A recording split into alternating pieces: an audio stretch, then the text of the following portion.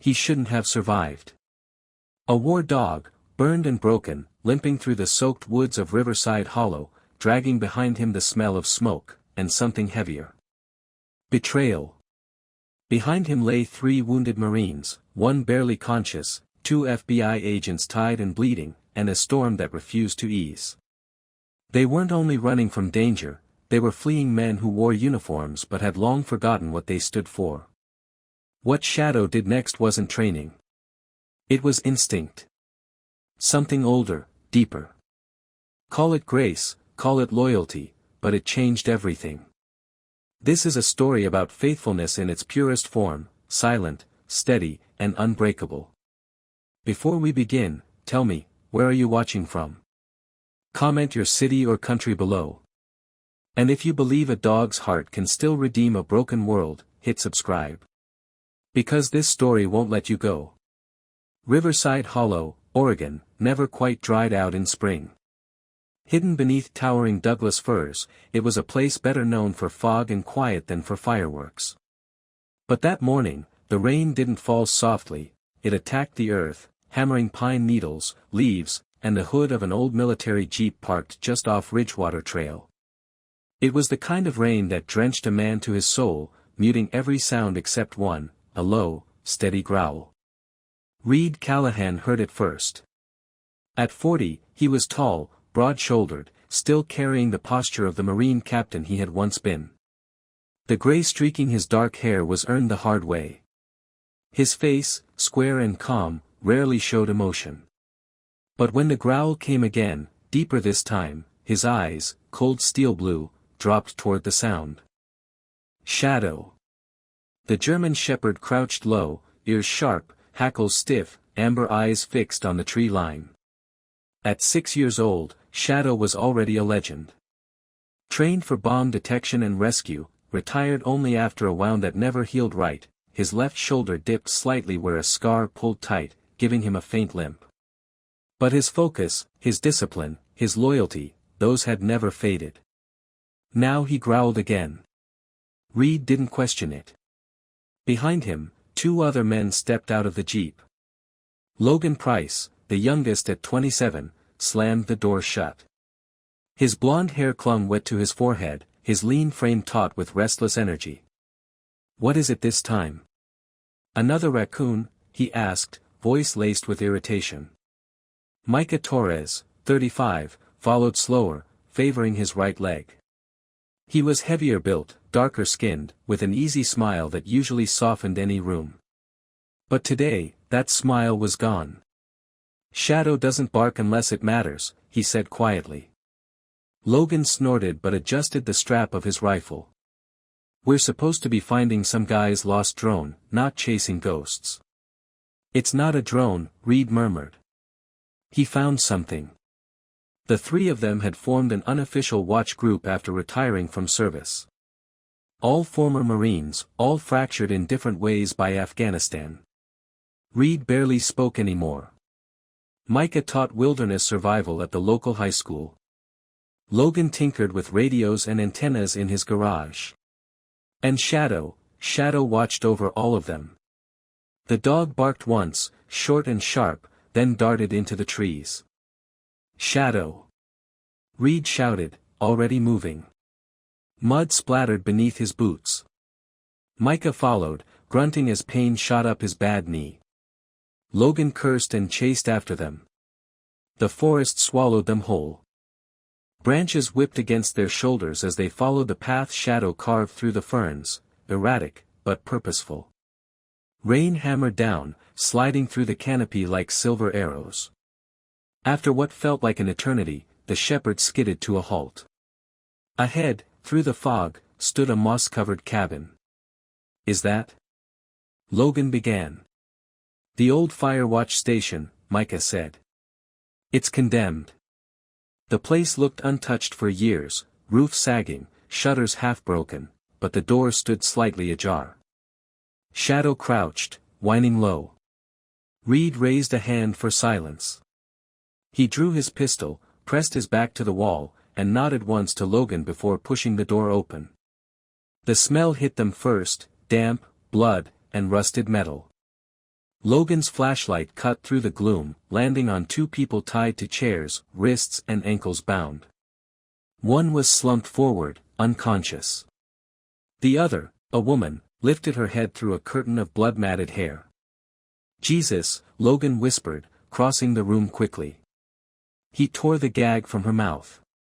Get us out," she gasped. "We will," Reed said calmly. "Names?" "Tess Gardner.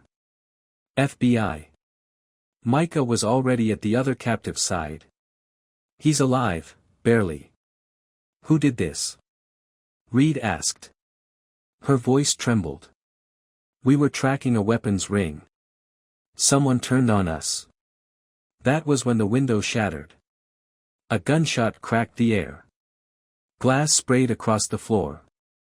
Shadow lunged toward the broken pane, snarling, but the shooter was already gone, vanishing into the storm. "Stay with them," Reed ordered, sprinting into the woods. Logan followed close behind. They tore through the rain, glimpsing a dark figure darting through the trees, a black coat, heavy boots, but then it was gone, dissolved into the fog. "They knew we were coming," Logan muttered, chest heaving. Reed said nothing, scanning the shadows with his weapon raised. Moments later, Shadow returned, mud-smeared, tense, ears pinned back. Back in the cabin, Micah had freed Tess, who clutched her bruised wrists. "Why us?" he asked. "Why leave you here?" She stared blankly. "Because we saw too much. And they thought no one would come in this rain." Shadow paced the doorway, tail rigid, muscles quivering. Nobody spoke the obvious truth aloud. They hadn't found a drone. They'd walked into a trap. Hours later, Reed steered the jeep along a slick gravel trail cutting through the southern ridge. Shadow sat behind him, soaked and panting, his fur clinging to the torn seats. In the back, Micah pressed a makeshift bandage to Tess Gardner's shoulder while her partner, Elias Monroe, remained unconscious beside her. They reached Micah's cabin by nightfall. The old place creaked under the weight of the storm. Logs rotted by the porch. The tin roof rattled like tin drums, echoing every drop. Inside, the air smelled of cedar, smoke, and old wool. Reed lit the gas heater. Logan helped ease Tess onto the cot by the fireplace. She winced as her shoulder brushed the blanket. "Sorry," Micah said. "Couldn't exactly call an ambulance." "You did the right thing," she murmured. Her voice was rough, but stronger now. "He's still out," Logan said, glancing at Elias's still form on the second cot, a man in his mid-40s, gaunt, graying, and worn thin by years of hard places. Tess drew a shaky breath. "We were tracing a smuggling route, guns, bodies, drugs. Everything dirty moving east to west. Riverside's been a checkpoint for months. 2 days ago, our informant vanished. And then someone came for us." Reed listened, silent. "They knew your routines. Your faces. Not just cleanup, they wanted you erased." She nodded weakly. "Don't go to the cops," Logan muttered. "Not here. Someone's dirty." Micah returned from the kitchen, carrying 3 mugs of steaming coffee. "This town's got 1,200 people and a sheriff who plays cards with half of them. You saying he's involved?" "I'm saying someone is," Logan replied darkly. Tess accepted a mug with trembling hands. "We were close. Elias pulled something off a restricted server. We hid it." "In your bag?" Reed asked. She nodded. Reed found the rucksack near the door and unzipped it. Inside was a mess, bloody gauze, torn folders, a half-empty ration pack, and at the bottom, an old model radio. He turned the dial. Static. Then, a faint pulse. "Encrypted frequency," Tess said quickly. "Only a handful of agents still use them. You don't find these by accident." Shadow, lying quietly near the fire, suddenly rose, ears pricked, muscles rigid. His gaze snapped to the front door. Logan froze. Something outside?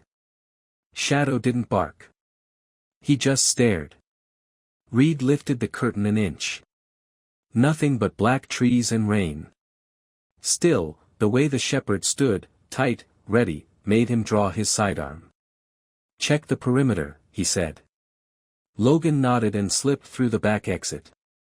Micah looked to Tess. "What's our move?" "Wait for Elias to wake up," she said. "He knows what's in that file." "We don't have time," Reed said quietly. "If they think you're alive, they'll come back with more."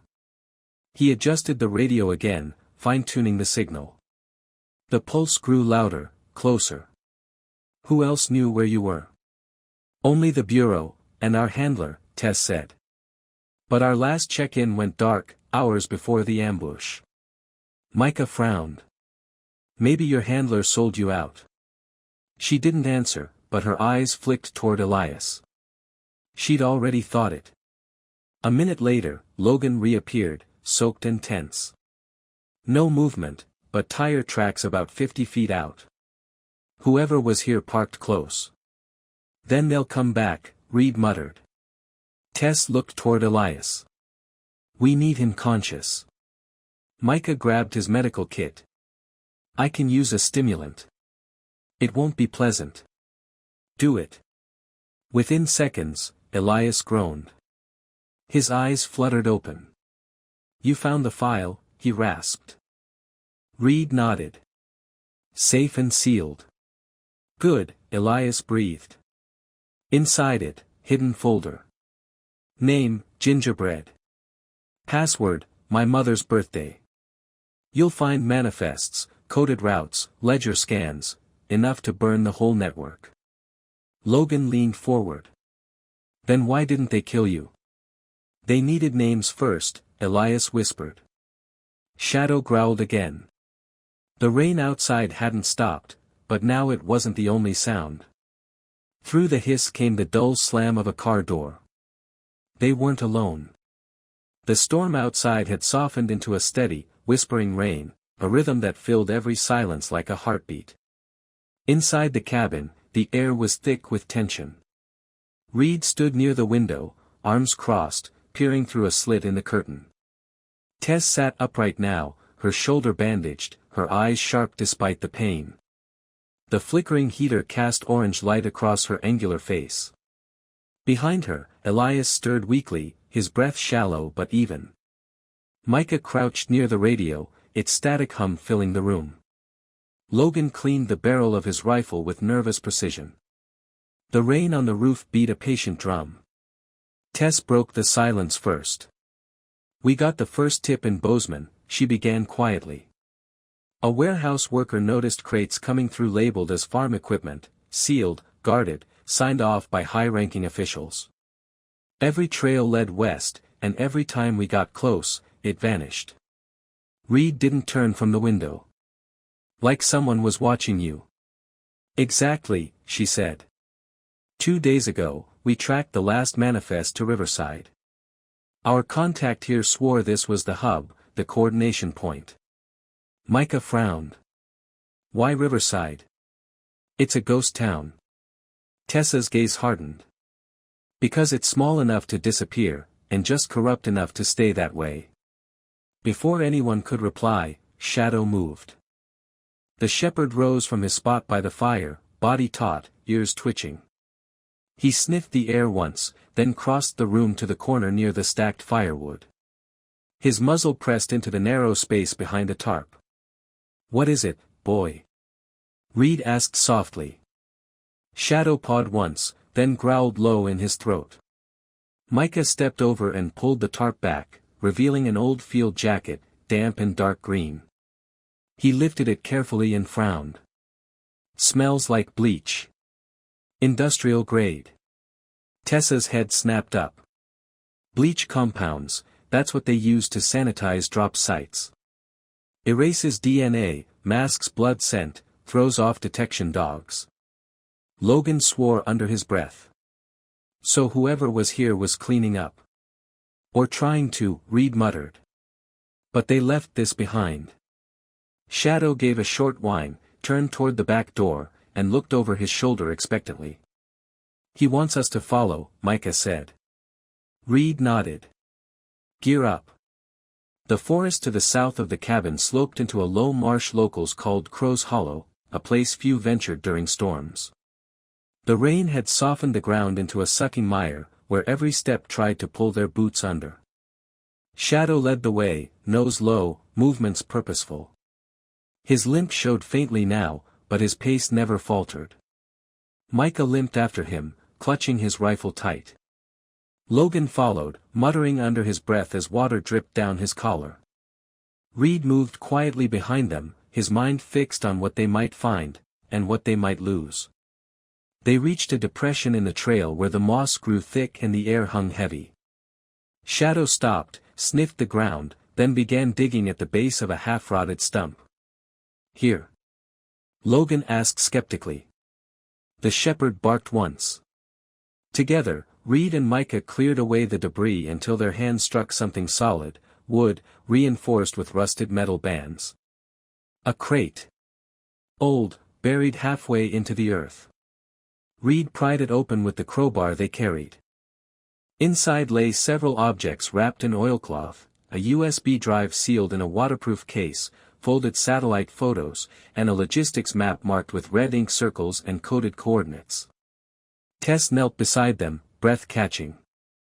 "These aren't old manifests," she said, eyes wide. "These are future drop points." Micah lifted the small drive with gloved fingers. "Looks like your missing file." For a moment, none of them spoke. Only the rain filled the silence. Then Reed's expression changed. He sniffed the air, sharp, metallic, wrong. "Gasoline," he said flatly. A flicker of movement caught his eye near the ridge above.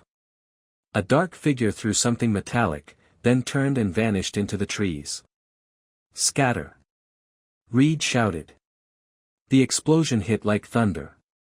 Fire erupted across the wet ground, racing toward them in streaks of orange and smoke. The soaked earth hissed as flames spread through the ferns. "Move!" Logan yelled, dragging Micah aside. Reed threw his jacket over the crate, shielding the evidence. Shadow darted in circles, barking furiously, herding them toward a narrow path through the brambles. The fire crackled behind them, hungry and fast. They half ran, half slid down the slope until the smoke thinned. At the base of the hill, they stopped near a muddy stream, panting. The crate had survived, scorched, but intact. Micah leaned against a tree, coughing through the smoke. "Just like Fallujah," he rasped. Tess turned toward him. "Fallujah?" He gave a tired grin. 2004. Got buried under rubble after a blast. Everyone thought I was gone, but Shadow's father found me. Dug me out by smell alone. He looked toward Shadow, who now lay beside the crate, soaked and trembling, but alert. "Guess it runs in the family," Micah said softly. "He's got that same look, like he already knows how this ends." Reed didn't answer. His jaw tightened. They had proof now, proof someone was willing to burn a forest to bury the truth. By the time they returned to the cabin, the storm had turned to mist. Smoke and ash clung to their clothes. Shadow limped slightly on his right foreleg, but refused to slow. Tess slumped by the fire, shivering beneath a blanket. Her wound had reopened slightly, but she ignored it. Elias sat beside her, pale and gaunt, wrapped in a wool blanket. His voice came rough and low. "You said you found the crate?" Reed knelt by the hearth, pulling the USB drive from his vest. "It's intact. Still encrypted." Elias exhaled. "You trust them?" he asked Tess weakly. She smiled faintly. "I trust the dog." Shadow, lying by the door, lifted his head at the sound of his name but didn't move. His breathing was shallow but steady. Reed turned to the others. "We've got one shot to finish this before it disappears again. There's a place on that map, Station 6. Elias nodded weakly. Old rail warehouse. Used to store confiscated goods. Abandoned after the line collapsed. No power, no oversight, perfect for someone with something to hide. Micah rubbed his aching knee. Let me guess, no cameras, no backup, no cell coverage. Exactly, Tess said grimly. Reed met each of their eyes in turn. Then we moved tonight. They left Elias behind with a handgun and instructions to run if anyone came. The drive to Station 6 was silent. The forest loomed dark around them, branches scraping the jeep as they wound through the old service roads. When the structure came into view, it looked like a skeleton of rust and concrete, 2 stories high, roof half collapsed, floodlights flickering weakly along the edge. Reed cut the engine. Stay sharp, he murmured. Shadow pressed close to his leg, alert despite the makeshift bandage around his ear. Micah pried open a side door with his crowbar. The hinges creaked, but the sound was swallowed by the rain. Inside, the air was thick with the smell of oil and metal cleaner. Dim bulbs flickered overhead, casting trembling shadows across the rows of crates stacked against the far wall. Some were marked with false shipping codes. Others were blank. Logan frowned at a control panel near the entrance. Power shouldn't be running here, he whispered. Tess pointed toward a narrow hallway. Camera feeds. That way. They split up, Reed and Logan to the right, Tess and Micah to the left. Shadow padded silently between them, pausing at every corner. 10 minutes later, Tess found what she was looking for, a small operations room no larger than a closet. 4 monitors glowed on the wall, showing grainy black and white feeds from inside the warehouse. Each one aimed inward. Micah, she whispered. They're not watching for intruders. They're monitoring the inventory. He leaned in. You're kidding.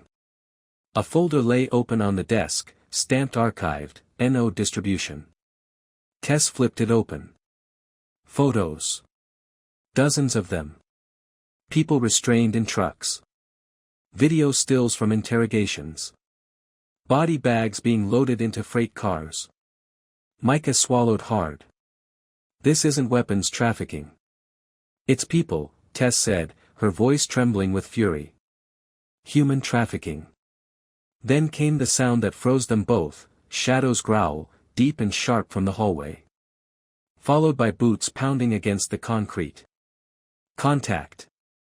Logan's voice echoed through the corridor. Tess and Micah rushed out just as Reed tackled a masked man near the stairwell. The intruder swung a baton, striking Reed across the temple, but Shadow was already airborne, slamming into the man's legs and dragging him down. His jaws locked on the man's arm, refusing to release even when hit. Micah slammed into a second attacker, pinning him against a pillar. Logan followed, cuffing the man before he could rise. Blood ran down the first assailant's sleeve where Shadow's teeth had torn through fabric. Call him off, the man shouted. Reed's expression was stone. Not until you talk. Who sent you? The man spat blood. You're already dead. Wrong answer, Reed growled. Tess stepped forward, shoving a photo in his face. We know what this place is. And we know who you've hurt. The man's eyes darted to the monitors, then back to them. Doesn't matter. Someone's already watching you. Logan grabbed the second guard by the collar. Then let's make sure they see what we found. They tied both men up in a maintenance closet. Tess rifled through the desks and found a stack of forged credentials, badges and permits stamped with the Riverside Police Department seal. Her face went pale. These are clean fakes, she whispered. Whoever made them had access to real templates. Micah looked at her, grim. Someone inside the department.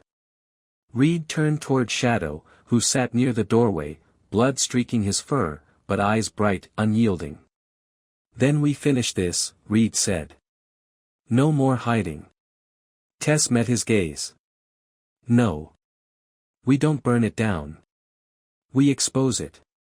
Reed nodded slowly. Then let's show them everything.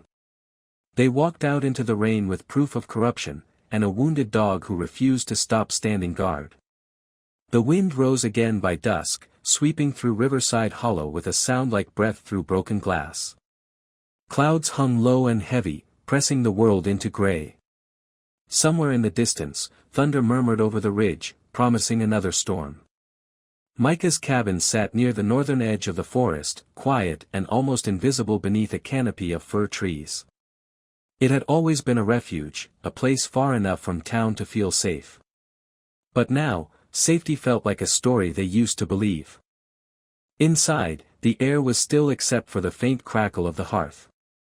Elias Monroe lay beneath a wool blanket soaked with sweat, his ribs bound tightly with gauze. He had refused painkillers since waking up, saying he needed to think clearly.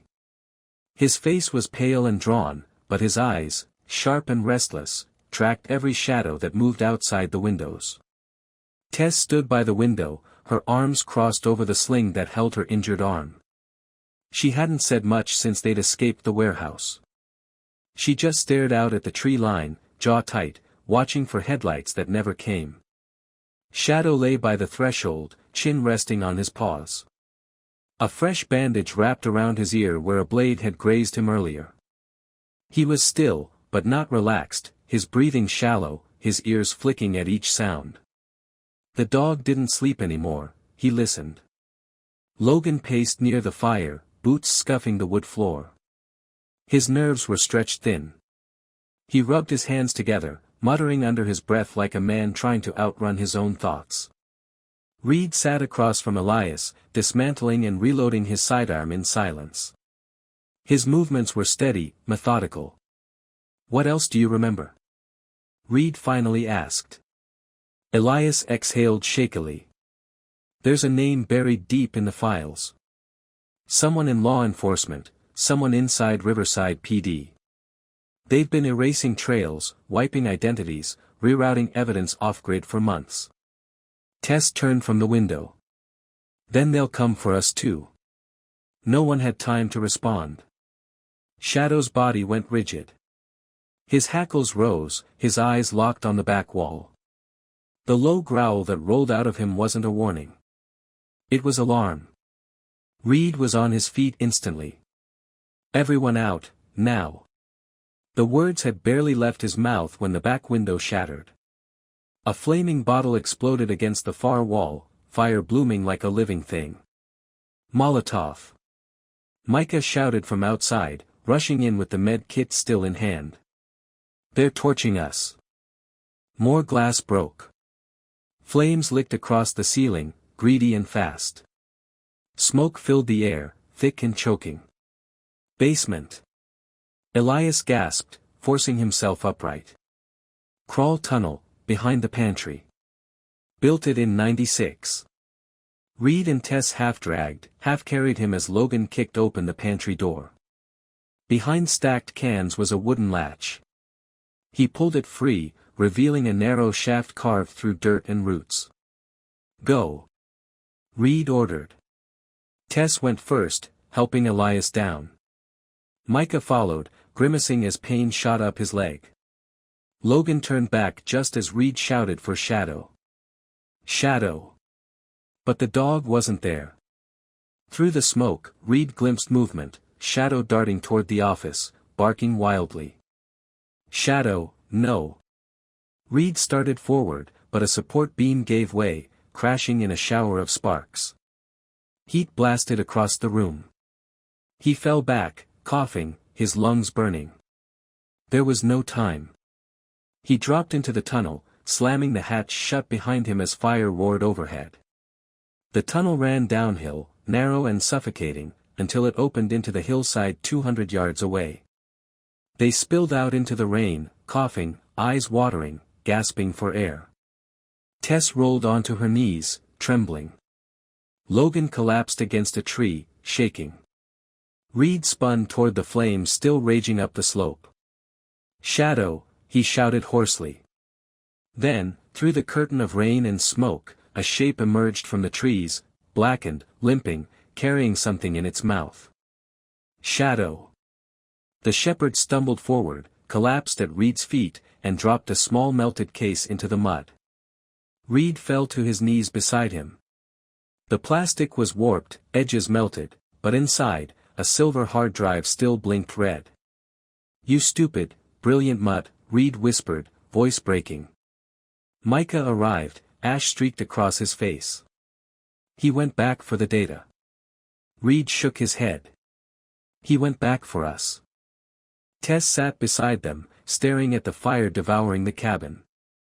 "They're not cleaning up," she said hollowly. "They're erasing everything." That fire was a full stop. Reed nodded grimly. The flames roared higher, lighting the rain-soaked trees in gold. Later, under the shelter of an old oak, they huddled in silence. The rain had slowed to a mist. Logan sat apart from the others, arms wrapped around his knees, trembling. Reed approached quietly and lowered himself beside him. For a while, neither spoke. Only the sound of dripping branches filled the dark. Finally, Logan whispered, "When that window blew, I froze. I couldn't think. The noise, the fire, it all came back." Reed nodded. "It never really leaves." "I didn't go back for him," Logan said. His voice cracked. "I should have." Reed looked out toward the smoke curling above the trees. "Shadow didn't need you to. He needed you to live, to finish what he started." Logan drew a shaky breath and nodded slowly. After a long silence, he said, "We're not running anymore, are we?" Reed's gaze hardened. "No," he said quietly. "We finish it." By morning, fog hung low across the hills. Smoke from the burned cabin mingled with mist, settling over the hollow like an uneasy dream. They had found temporary shelter in an abandoned ranger station, just walls and a roof, but defensible. A large map lay spread across the floor, pinned down with a knife and a few stones. Red marks dotted it, routes, times, and one name circled in ink, Dorian Vance. Tess stood over the map, coffee cup in hand, her voice calm but fierce. "We don't wait anymore. We take it to them." Reed glanced up. "Where?" "Vance," she said. "He's a logistics contractor. Middleman for all this. Always off-grid, always covered. He went dark right after Station 6. Micah leaned forward from his chair, his bad leg propped up on a crate. "You think he's still nearby?" Tess nodded. "If he's trying to close the loop, there's only one place left, the quarry, south edge of the hollow. Nobody's used it in years. No witnesses, no cameras." Reed studied the map. "Perfect place for a meeting, or an ambush." Logan adjusted his rifle. "Then we make it an ambush." Tess straightened. "I'll draw them out. Make them think I'm alone." Reed shook his head. "Too dangerous." "I've done worse," she replied. Reed turned toward Shadow, who lay curled by the door, bandaged but awake. The shepherd lifted his head, amber eyes steady. "He knows," Reed murmured. Logan moved to the map, tracing a finger along the northern ridge. "There's elevation here. Good sight line. I can cover from above." Micah nodded. "Then let's make it count." Night fell heavy over the quarry. The basin stretched wide and hollow, filled with rusted machinery, waterlogged pits, and twisted metal skeletons. The moon hid behind clouds. The air reeked faintly of oil and stagnant water. Tess stood alone at the bottom, a flashlight blinking in her hand. Her dark jacket was torn, her bandage visible beneath. She paced slowly near a rusted conveyor belt, the light cutting through mist in rhythmic flashes. On the ridge above, Logan lay prone with his rifle trained on her position. His breath came slow and even.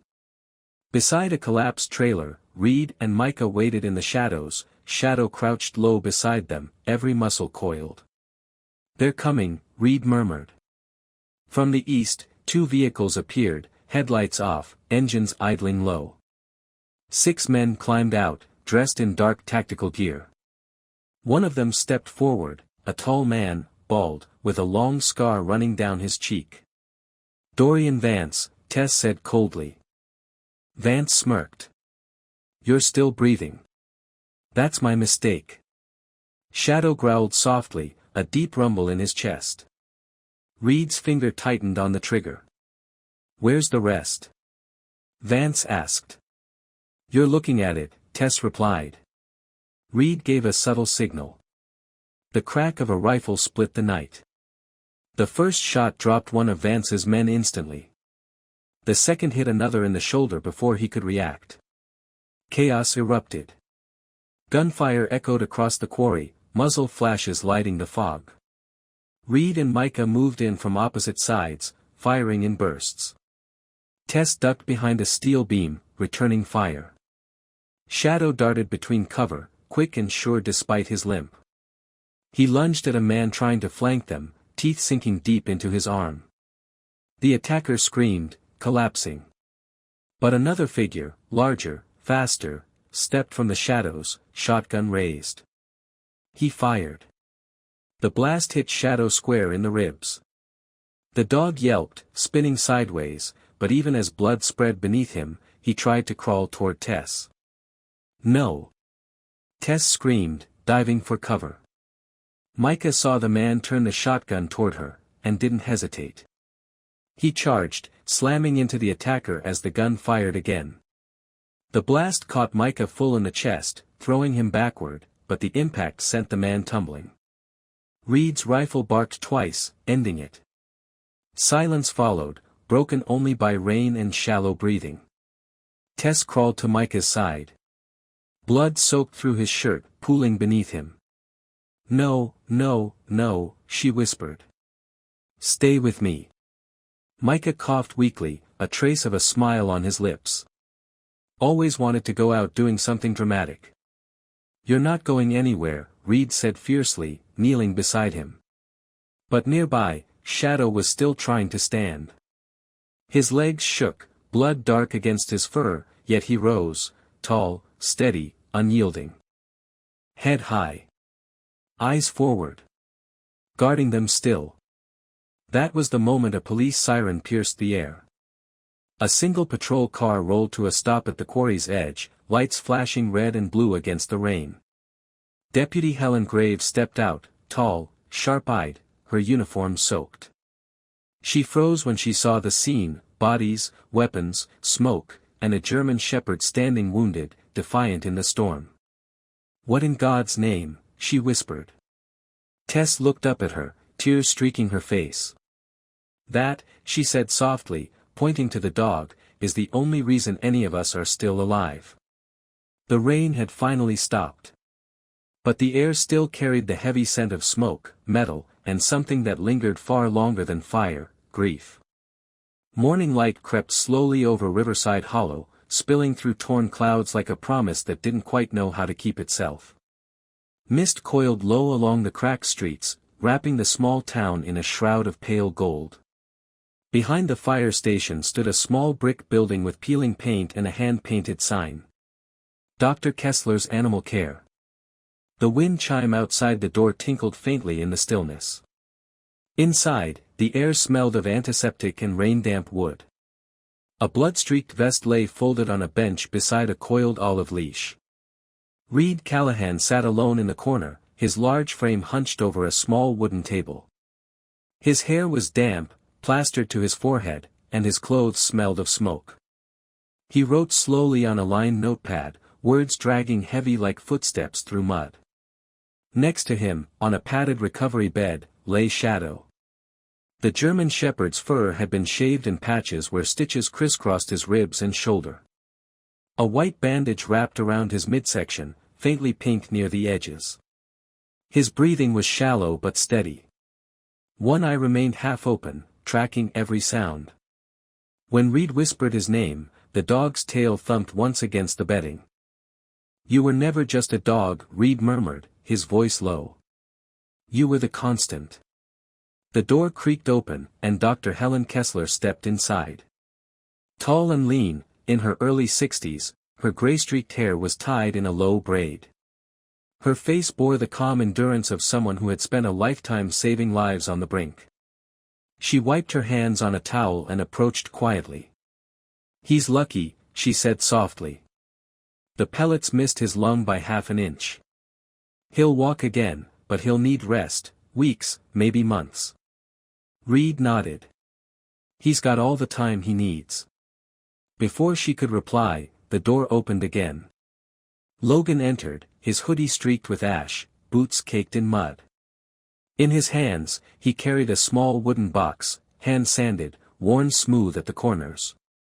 He didn't speak, just placed it gently beside Shadow's bed. Reed glanced at it. "What's that?" Logan hesitated. "Something that belongs to him more than me." He opened the lid. Inside lay a single military service ribbon, bronze, tarnished at the edges. "I got it after Kabul," Logan said quietly. "Didn't think I'd ever use it again." Reed looked down at the sleeping shepherd. "He'll carry it better than most men ever did." Across town, chaos stirred inside the sheriff's office. Under fluorescent lights, Deputy Helen Graves stood beside FBI agent Veronica Hale, a sharp, commanding woman in her early 40s, her curls cut short, her expression all business. Hale's voice carried easily without needing to raise it. "We've confirmed the fake badge IDs, the shipment routes, and the shell companies. This town's been used as a covert transport point for at least 5 years." "And the sheriff?" Graves asked, arms crossed. "Under arrest," Hale replied.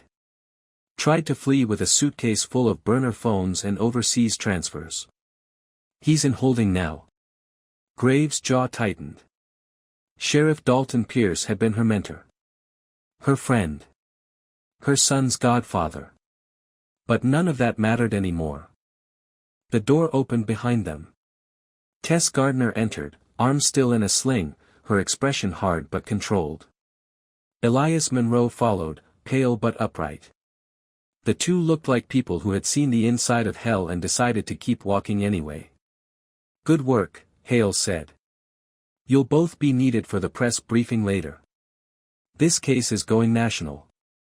Tess didn't answer. Instead, she turned as Reed and Logan stepped through the doorway. She met Reed's eyes. "How do you do it?" she asked quietly. He frowned. "Do what?" "Trust anyone. After all this?" Reed looked out the window where fog still rolled between rooftops. His voice came calm, deep, certain. "You don't trust systems," he said. "Or badges. You trust people, moments. The ones who stand when everything else falls." He turned to her. "You trust loyalty. And you hold on tight." Tessa's lips trembled before she nodded. "Then maybe there's still hope for this place." That evening, the veterinary clinic glowed dimly under the amber light of a single lamp. Shadow was awake now, barely. His eyes moved slowly, but there was recognition there, and something stubborn, unyielding. Micah Torres was wheeled in by a young nurse named Suddy Lynn, a college volunteer barely 20, freckles across her nose, her scrubs 2 sizes too large. She hummed nervously under her breath as she pushed his chair. Micah looked pale but alive. When he saw Shadow, his grin spread wide. "Hey, old man," he said softly. "Still stealing the spotlight, huh?" Reed chuckled faintly. "You should have seen him at the quarry. Took a shotgun hit and still stood guard." Micah's gaze softened as he looked at the dog. "Of course he did." Reed handed him a folded paper, the arrest summary. Pierce confessed. Gave up 2 more names in the task force. "It's over." Micah shook his head. "Not over," he said quietly. "Just surviving better." Suddy returned with a blanket, draping it gently across Shadow's side. "You're a war hero," she whispered, brushing her hand between his ears. Shadow blinked once, his tail tapping faintly. The room went quiet. Outside, the wind sighed through the pines, carrying the first hint of dawn. Later that night, Reed sat alone at the same table, his notebook open again. The words came slow but steady. He didn't bark when it mattered most. He didn't flinch. He stood. That's more than I can say for most men. He closed the book softly, staring at the sleeping shepherd nearby. For the first time in a long while, the quiet didn't feel empty. Days passed. Then weeks. When the next sunrise broke over Riverside Hollow, it came without rain for the first time in months. Sunlight poured across the square, glinting off puddles that had yet to dry. The air smelled of wet earth and wildflowers. The town gathered beneath a banner stretched across the plaza. Service. Honor. Loyalty. A small platform stood in the center with a wooden podium and a single velvet pillow on a folding chair. Shadow lay beside it, coat grown back in uneven patches, a slight limp still in his stride, but his head held high. He wore a new dark blue collar with a silver tag that read, Shadow, K9 Civilian Service. Children gathered in quiet awe, watching him like he was something sacred. At the edge of the crowd, Reed adjusted his tie, an unusual sight. He wore a navy blazer over his usual tactical boots. His posture was as straight as ever, though his eyes looked tired, human. Beside him stood Logan in a crisp shirt and jeans, and Micah in a wheelchair, smiling like a man who had finally made peace with the world. Deputy Helen Graves took the microphone first. Her voice rang out steady and strong. Today is about more than resilience, she began. It's about recognition, for a town that stood up when it would have been easier to stay silent. For people who said enough. And for a dog who ran toward danger when the rest of us could barely breathe. Applause rose, genuine and long.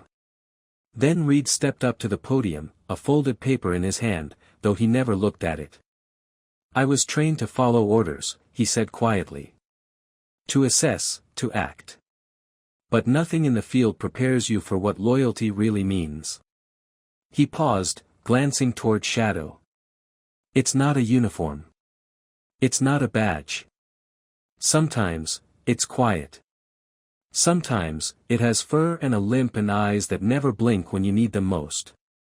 He looked out at the crowd.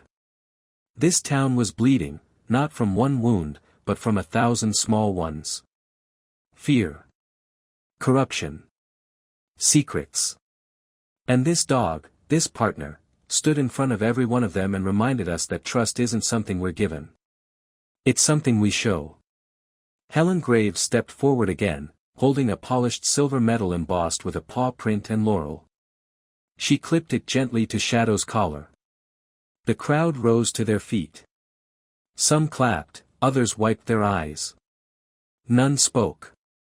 It wasn't silence born of sorrow. It was reverence. From the back of the square, Tess Gardner watched quietly, a manila folder tucked under her arm. Elias Monroe stood beside her, posture once again straight, the shadows in his eyes finally softening.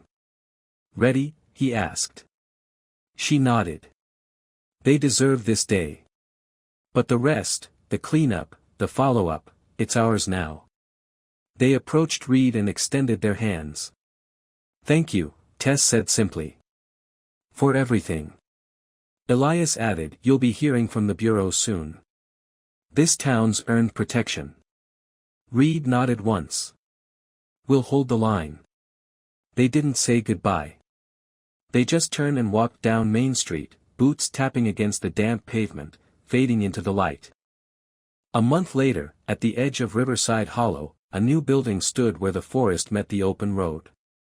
It wasn't large or fancy, just a single-story structure with wide windows, a slanted roof, and a white wooden fence enclosing a generous yard.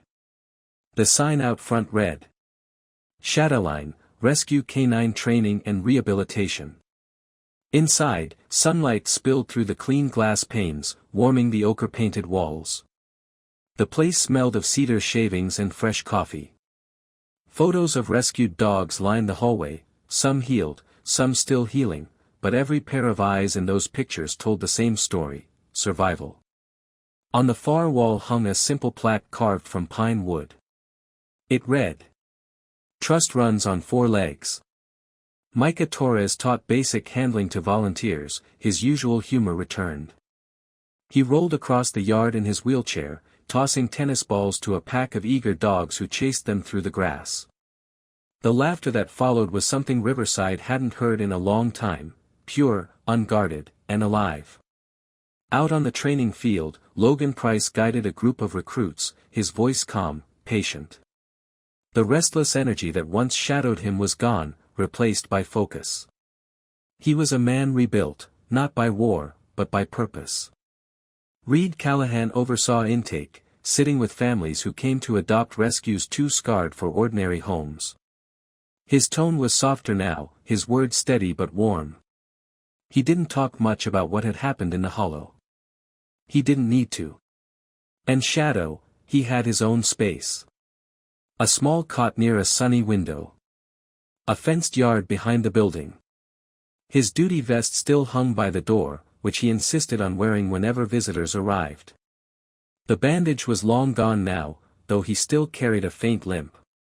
It never slowed him. One afternoon, a woman entered the center with her young son, a boy of about 9, thin and freckled, with eyes too wide for his small frame. He clutched his mother's hand as they stepped inside. Logan knelt to greet them. "Hey, buddy," he said gently. "You looking to meet one of our heroes?" The boy nodded, nervous. "Is he, really a hero?" he asked, eyes fixed on the German shepherd resting near the window. Logan smiled. "No," he said softly. "He's family." The boy hesitated, then took a slow step forward. Shadow lifted his head, watching quietly as the child approached. Then, with careful grace, the dog nudged his nose against the boy's hand and let out a low, contented sigh. The boy's face lit up. He sank to the floor, wrapping his arms around the shepherd's neck. Shadow's tail brushed the wooden floor like a slow drumbeat. Reed watched from the doorway, a small smile tugging at his mouth. Outside, the world felt lighter. The air was clean, the earth damp from last night's rain, but the storm had passed. The sky stretched endless and blue. Days in the hollow returned to rhythm. Farmers reopened their stalls. Kids biked down Main Street again. The scars of the fire had faded to green. And though most people moved on, there were some nights, quiet, windless nights, when the townsfolk swore they could still hear a distant bark echo through the woods. Not of warning, but of watchfulness. Because some things never leave. Not loyalty. Not courage. And not faith. That evening, as the last light melted into gold, Reed sat outside Shadowline on the steps, a steaming mug of coffee in hand. Shadow lay beside him, head resting on his paw, eyes half closed. "You know," Reed said quietly, "I think you saved more than lives. You saved a town." Shadow's ears twitched, and he gave a faint, knowing grunt. Reed chuckled. "Yeah. I thought so too." They sat there in companionable silence, watching the sun dip behind the ridge. And for once, Riverside Hollow didn't look broken. It looked redeemed. In time, the story of the Marine and his German shepherd spread far beyond the town. News anchors called it the Hollow Miracle.